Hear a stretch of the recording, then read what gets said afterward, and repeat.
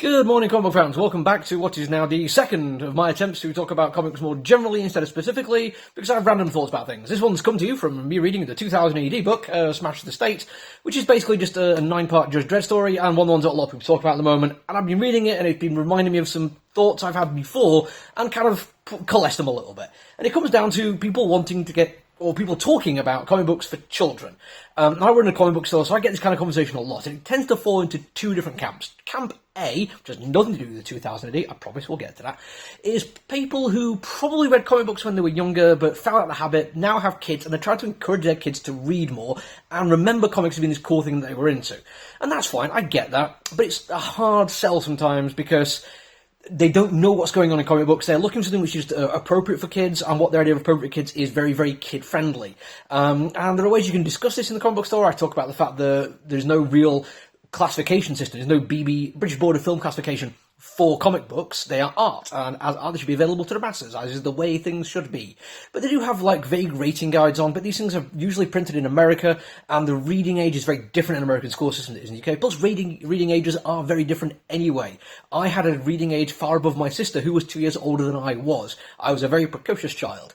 But they want something which they feel will be appropriate and want to encourage it. And it's kind of hard to push too much, because what I really want to say is, what were the comic books you were into when you were a kid, or what were you reading when you were a kid? And here we're going to talk about my childhood a little bit, because as I said, I was a very precocious kid. I read a lot. I was reading Beano and Dandy from a young age, and up until I was in high school, I was still getting the annuals because my family kept buying them, and I'd read them because I love reading. And I was also getting involved with the Viz annual, and I'm not entirely sure there's a comparison to the American audience in that one. Just Google Viz Comics. And I read stuff like Douglas Adams and J.R.R. Tolkien before I was even in high school. When I was in high school, I was reading Stephen King and Sean Hudson and Clive Barker. My dad basically did everything he could to encourage me to read. That's why when I was 11 years old, I actually started reading proper comic books. By reading Batman the Killing Joke. But even before then, I was reading like Gru and various other Marvel ones. Anything I could get due to a very complicated living situation. I didn't have access to many comic books, but I'd read anything I could. I would literally read anything I could get hold of.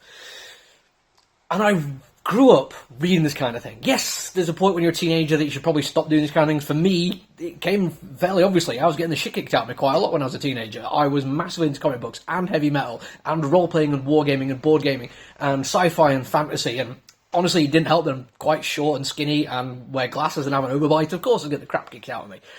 And I could have stopped doing the things that were geeky and made me more of a victim, but I'm really glad I stuck with it. And I'm now a fully grown man. I've got friends that I met when I was 17 years old. I'm 46 now, that I met through role-playing. And we all managed to maintain this kind of idea that, what's the line? You don't stop playing games because you get old, you stop playing games. It doesn't have to be games. It could be anything that you can keep hold of that still inspires you, makes you feel fantastic. And yes, for me, it is kind of games as well. I do role-playing. Look, tonight I'm off to a role-playing with my friends down the pub. And it means we've never really had this idea of like a midlife crisis, because none of us have ever really moved past the person we enjoyed being when we were kids. So we want to encourage, I certainly want to encourage parents to get their kids reading. And here we jump to the other side of the conversation, which is we go back to 2000 AD. Because I've got a few people who read stuff like 2000 AD, who've been reading stuff since they were kids and like me have grown up and don't have kids. And I'm sure that's just a coincidence. I mean, I don't have kids. I've gone to surgical lengths to make sure that never happens. And I'm sure for everyone else it's purely just, I haven't got around to it yet. But whenever they see the 2000 AD specials, where it is all about AIM comics at kids, they get a little bit up in arms over it, because they read 2000 AD when they were that age, and 2000 AD now is pretty much the same. It is still violent. They don't swear, they make up swear words, but it's still clearly swearing. It is full of politics and action and violence, and if you read, I think it's Brian Mulcahy's book about 2000 AD, I Am the Law, you see him talking about how much people back then wanted to ban these comic books and make sure kids couldn't read them.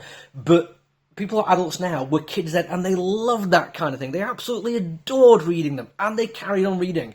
They maintain some kind of element of their childhood which made them happy, and they get to grow up and carry on being that happy.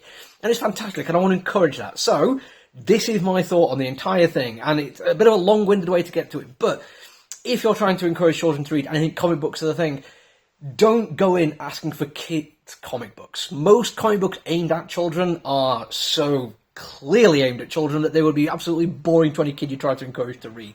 And if you're trying to encourage it, it doesn't have to be homework. It can't be, here's this thing, you should read it because this is what you are going to like now. Let your kid tell you what they want, and find something which is just good. Yeah, I don't recommend like Uber or anything from Avatar Press for that matter. I don't recommend too much DC Vertigo if you can help it. But you don't have to go into a comic book store and say, I want a comic book for my kid, what's appropriate for my kid. Think about what you would enjoy.